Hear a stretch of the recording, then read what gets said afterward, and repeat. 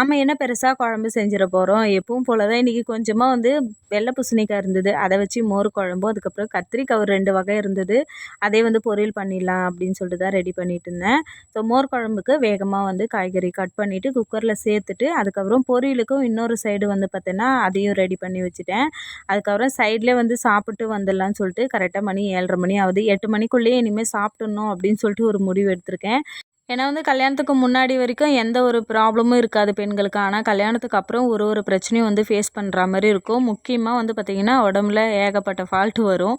அதனாலே வந்து பார்த்திங்கன்னா நான் நேரத்தோடு வந்து சாப்பிட்றதில்ல. எல்லோரும் வீட்டுக்காரர் ஆஃபீஸ்க்கு அனுப்பிச்சிட்டு, அதுக்கப்புறம் மாமியார் வேலைக்கு அனுப்பிச்சிட்டு, அதுக்கப்புறம் தான் நான் சாப்பிட்றேன். ஸோ 9 மணியே தாண்டிடுது. எல்லா வேலையும் முடிச்சுட்டு தான் சாப்பிட்ணுன்னு சொல்லிட்டு சாப்பிட்றதா இருக்குது.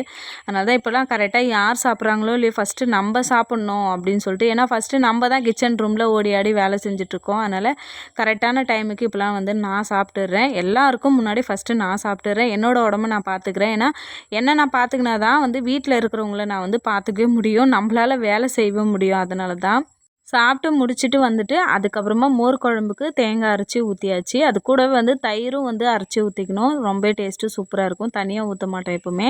அதே மாதிரி மோர் குழம்பு தாளிக்கும் போது தேங்காய் எண்ணெய், அதுக்கப்புறம் கடுகு கருவேப்பிலை சேர்த்துட்டு கொஞ்சமாக வந்து வெந்தயம் சேர்த்துக்கணும். வெந்தயம் சேர்த்துட்டதுக்கப்புறம் கேஸ் ஆஃப் பண்ணிடணும்.